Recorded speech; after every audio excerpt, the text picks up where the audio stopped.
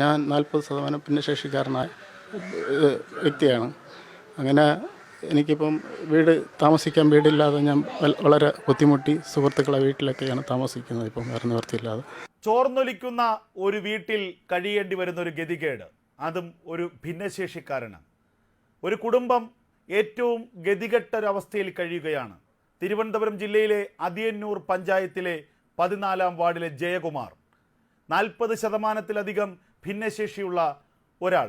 പഞ്ചായത്തിൽ നിന്ന് വീട് മെയിൻ്റനൻസിന് കിട്ടിയ പണവും അമ്മയുടെ ആകെ ഉണ്ടായിരുന്ന ഒരു തരി പൊന്നും വിറ്റ് കിട്ടിയ പണവും ചേർത്ത് ഒരു കരാറുകാരന് നൽകി അടച്ചുറപ്പുള്ള നനയാത്ത ഒരു കൂരയ്ക്കായി ഇടനില നിന്നതോ പഞ്ചായത്ത് മെമ്പർ, ഇടതുപക്ഷത്തിൻ്റെ വാർഡ് മെമ്പർ. ആ വാർഡ് മെമ്പറുടെ അനുജത്തിയുടെ ഭർത്താവാണ് കരാറുകാരൻ. ഇവരെല്ലാം ചേർന്ന് ഒരു പാവം ഭിന്നശേഷിക്കാരൻ്റെ 4 ലക്ഷം രൂപയാണ് തട്ടിയെടുത്തത്. ഇപ്പോൾ വീടൊട്ട് പൂർത്തിയായിട്ടുമില്ല, ബാക്കി പണി ചെയ്ത് നൽകുന്നുമില്ല.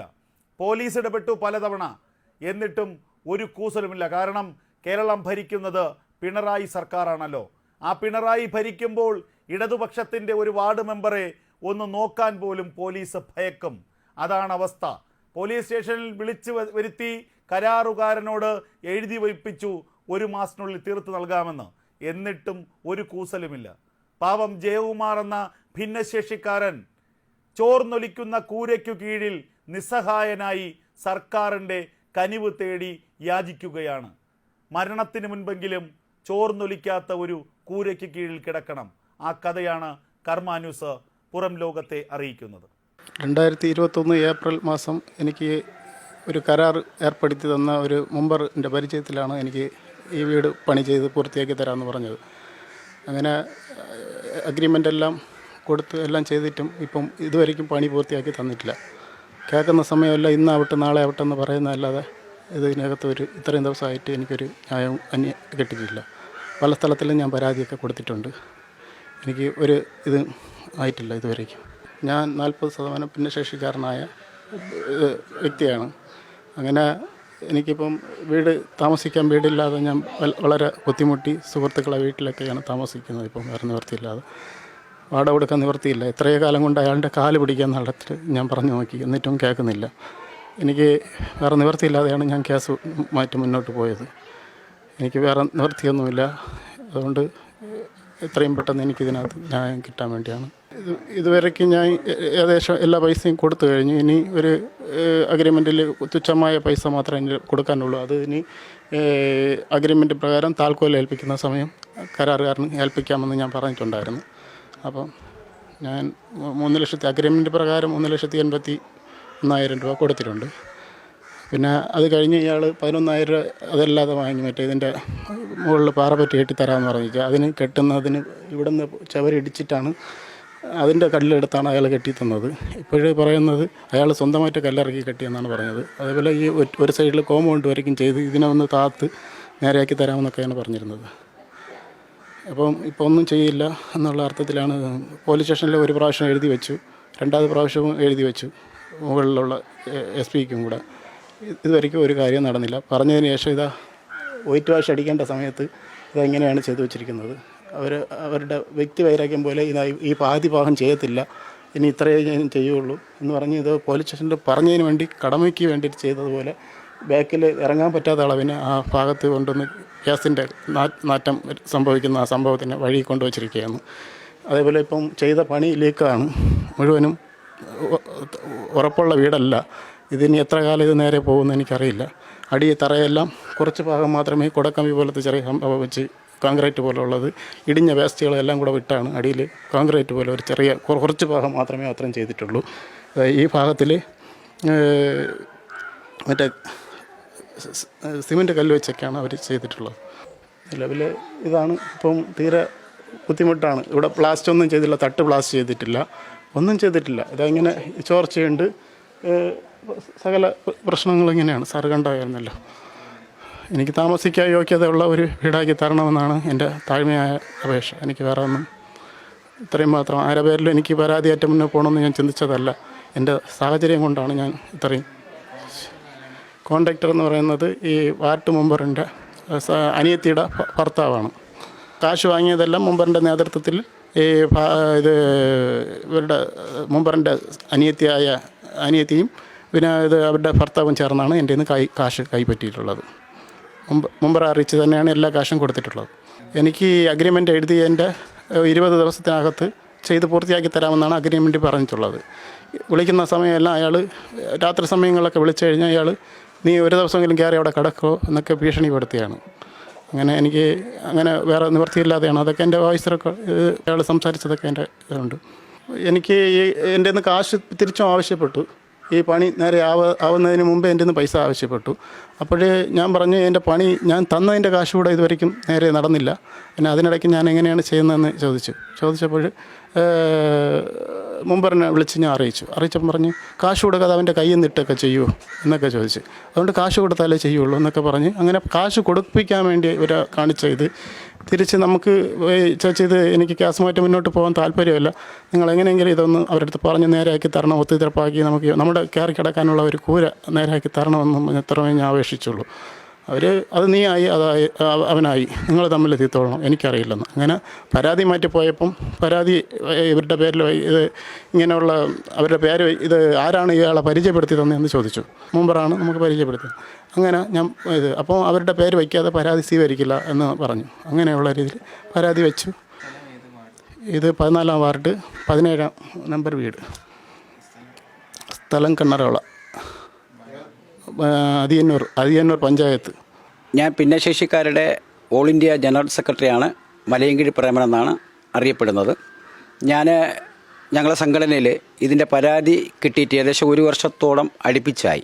2021 ഏപ്രിൽ മാസം 4-ാം തീയതി ആണ് ഈ കരാറുകാരന് ജയകുമാർ, ഭിന്നശേഷിക്കാരനായ 40% ഭിന്നശേഷിക്കാരനായ ജയകുമാർ പരാതി ഞങ്ങളെ സംഘടനയ്ക്ക് തന്നതിന് ശേഷം നമ്മൾ ഇത് പല സ്ഥലത്തും ഇതിനെക്കുറിച്ച് വ്യക്തമായ രീതിയിൽ മനസ്സിലാക്കി ഇവിടെ വന്ന് വെരിഫൈ ചെയ്ത് സംഭവം പരാതി ജനുവാണ്. അത് ജയകുമാരനായ ഭിന്നശേഷിക്കാരന് അർഹതയുള്ള സംവിധാനമാണ്. അതിനെ ചീറ്റിംഗ്, പാവപ്പെട്ട ഭിന്നശേഷിക്കാരനെ ചീറ്റിംഗ് എന്ന് പൂർണ്ണമായി ബോധ്യം വന്നതിൻ്റെ അടിസ്ഥാനത്തിലാണ് നിയമപരമായി മറ്റുള്ള സർക്കാർ പോലീസ് ഡിപ്പാർട്ട്മെൻറ്റുകളിലും ഒക്കെ കത്തുകൾ കൊടുക്കാൻ തയ്യാറായത്. ഇതിൻ്റെ ശരിക്കുള്ള സത്യാവസ്ഥ എന്ന് പറയുന്നത് ഈ അതിയന്നൂർ ഗ്രാമപഞ്ചായത്തിലെ 14-ാം വാർഡിലെ അജിത എന്ന CPMൻ്റെ മെമ്പറായ അജിതകുമാരിയുടെ നേതൃത്വത്തിലാണ് ഈ പാവപ്പെട്ട ഭിന്നശേഷിക്കാരന് ചീറ്റിംഗ് നടത്തിയത്. കാരണം ഈ കരാറുകാരനെന്ന് പറയുന്നത് അജിത മെമ്പറുടെ സഹോദരനാണ്. സഹോദരൻ എന്ന് പറയുമ്പോൾ ഏത് വഴിക്കും വരുമെന്ന് പറഞ്ഞു കഴിഞ്ഞാൽ ഈ അജിതയുടെ സഹോദരിയുടെ ഭർത്താവാണ് ഈ അനിൽകുമാറായ കരാറുകാരൻ. ഈ കരാറുകാരൻ വീട് പണിത് കൊടുക്കുക എന്ന് പറഞ്ഞുകൊണ്ട് 4 ലക്ഷം രൂപ ഭിന്നശേഷിക്കാരനായ ആളിൻ്റെ നിന്ന് 300 രൂപയിലെ മുദ്രപത്രത്തിൽ എഗ്രിമെൻ്റ് വെച്ചുകൊണ്ട് 2 മാസം അല്ലെങ്കിൽ 20 ദിവസത്തിനകത്ത് പൂർത്തിയാക്കി കൊടുക്കാം എന്ന് എഗ്രിമെൻ്റ് കാണിച്ചുകൊണ്ട് എല്ലാ പണിയും പൂർത്തിയാക്കി താക്കോല് കൈമാറാം എന്നുള്ള രീതിയിൽ എഗ്രിമെൻറ്റിലാണ് കൊടുത്തിട്ടുള്ളത്. ആ എഗ്രിമെൻ്റ് പകർപ്പും കാര്യങ്ങളെല്ലാം ഞങ്ങളുടെ കയ്യിലുണ്ട്.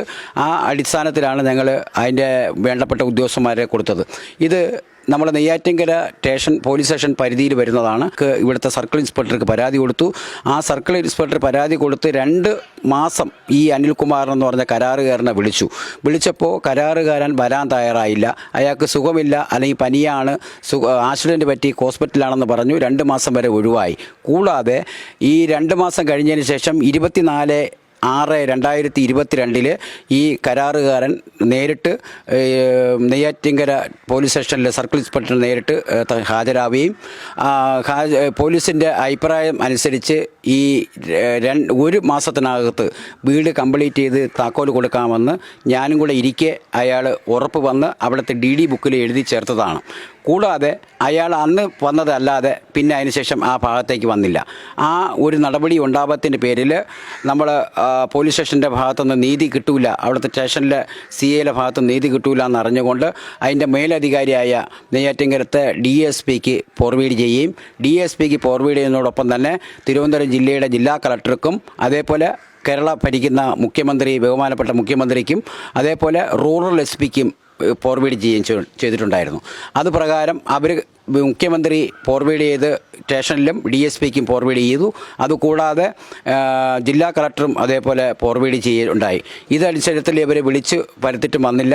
കാരാത്തതിൻ്റെ പേരിൽ കർശനമായി DSPയിലെ അവിടുത്തെ ഒരു PC പിടിച്ച് അയാളെ വരട്ടുന്ന സമയത്ത് പിറ്റേ ദിവസം വരെയും പിറ്റേ ദിവസം വന്നിട്ട് അതിൻ്റെ ഡേറ്റ് 10/10/2022 വന്ന് എഗ്രിമെൻ്റ് എഴുതി 2 മാസത്തിനകത്ത് കംപ്ലീറ്റ് ചെയ്ത് കൊടുക്കാം എന്ന് പറഞ്ഞു. പക്ഷേ ഇതുവരെയായിട്ടും കാലാവധി വന്നില്ല. 10/11 വീണ്ടും ഇതിൽ കംപ്ലീറ്റ് ചെയ്തില്ല എന്ന് പറഞ്ഞുകൊണ്ട് വീണ്ടും DSPയും സ്ഥലം സ്റ്റേഷനായ നെയ്യാറ്റിൻകര പോലീസ് സ്റ്റേഷനിൽ ബന്ധപ്പെടുകയും ചെയ്തു. ബന്ധപ്പെടുകയും ചെയ്തതിന് ശേഷം ഇതുവരെ സൈലൻ്റായിട്ടാണ് പ്രവർത്തനം നടക്കുന്നത്. നമ്മൾ ഭിന്നശേഷി കമ്മീഷണർക്ക് പരാതി ഈ കളക്ടർക്കും മുഖ്യമന്ത്രിക്കും കൊടുത്ത സമയത്ത് തന്നെ ഭിന്നശേഷി കമ്മീഷണർക്ക് കൊടുത്തിരുന്നു. ഈ അജിത മെമ്പറിനെയും അതേപോലെ ഈ കരാറുകാരനായ അനിൽകുമാറിനെയും പ്രതി ചേർത്തുകൊണ്ട് പല പ്രാവശ്യം 3 പ്രാവശ്യത്തോളം കത്തയക്കുകയും ഹിയറിങ്ങിന് പങ്കെടുക്കാൻ വേണ്ടി ആവശ്യപ്പെട്ടുകൊണ്ട് കത്തയക്കുകയും പക്ഷേ ഇതുവരെയായിട്ടും അവിടെ ആ ഹിയറിംഗ് പരിപാടിക്ക് പങ്കെടുക്കാനോ അതിനെക്കുറിച്ച് തിരിച്ച് പ്രതികരണം തരാനോ ഈ 2 വ്യക്തികളും തയ്യാറായില്ല. ഇപ്പോൾ അജിത മെമ്പർ ഞാനൊരു CPMൻ്റെ മെമ്പറാണ്, വാർഡ് മെമ്പറാണ് എന്ന് പറഞ്ഞുകൊണ്ട് ഈ ഭിന്നശേഷിക്കാരനായ ജയകുമാറിനെ ഭീഷണിപ്പെടുത്തുകയും അതേപോലെ ഞങ്ങൾ സംഘടനാപരമായി വിളിക്കുകയും ചെയ്തപ്പോൾ ഞങ്ങളുടെയും മോശമായ രീതിയിൽ സമീപനം കാണിക്കുകയും അതുകൂടാതെ ഭിന്നശേഷി കമ്മീഷണർ ഇടപെട്ടപ്പോൾ അല്ലെങ്കിൽ കമ്മീഷണർ വിളിച്ചപ്പോൾ കമ്മീഷണറെയും മോശമായ രീതിയിൽ സംസാരിക്കുകയും ആണ് ഈ അജിത മെമ്പർ നടപടിയുണ്ടായത്. ഇപ്പോൾ 5-ാം തീയതി ലാസ്റ്റ് ദിവസം 5-ാം തീയതി ഹിയറിങ്ങിന് വച്ചിരുന്നു. ഹിയറിങ്ങിന് അജിത മെമ്പർ പങ്കെടുത്തില്ല. കരാറുകാരനും പങ്കെടുക്കാൻ സാധിച്ചില്ല. പങ്കെടുക്കാത്തതിനെ സംബന്ധിച്ച് ഇപ്പോൾ അറസ്റ്റ് വാറണ്ട് ഈ 2 വ്യക്തികൾക്കും പുറപ്പെടുവിച്ചിട്ടുണ്ട്. അതിനോടൊപ്പം തന്നെ റൂറൽ SPക്കും അതേപോലെ നെയ്യാറ്റിൻകര ASPക്കും കമ്മീഷണർ നേരിട്ട് തന്നെ ഫോൺ വഴി ബന്ധപ്പെടുകയും സംസാരിക്കുകയും അതിൻ്റെ നടപടി സ്വീകരിക്കാൻ വേണ്ടി ഏർപ്പെടുകയും കത്ത് ഉടനെ തന്നെ അതിൻ്റെ ഫോർവേഡ് ചെയ്യാം എന്ന് ഇവർ 2 വീട്ടുകാരെയും പറയുകയും ചെയ്തു. ഞങ്ങളുടെ പൊക്കോട്ട് അതിൻ്റെ ബാക്കി കാര്യങ്ങൾ നടപടി സർക്കാരിൻ്റെ സംവിധാനം അല്ലെങ്കിൽ കമ്മീഷണർ ജുഡീഷ്യറി സംവിധാനം നടപ്പിലാക്കാം എന്ന് പറയുന്നു. പക്ഷേ ഈ വീട് പണിയുന്നത് തന്നെ വീട്ടിൻ്റെ അടിസ്ഥാനപരമായ ഒരു പ്രവർത്തനവും ഈ വീടിന് വേണ്ടി ചെയ്തിട്ടില്ല.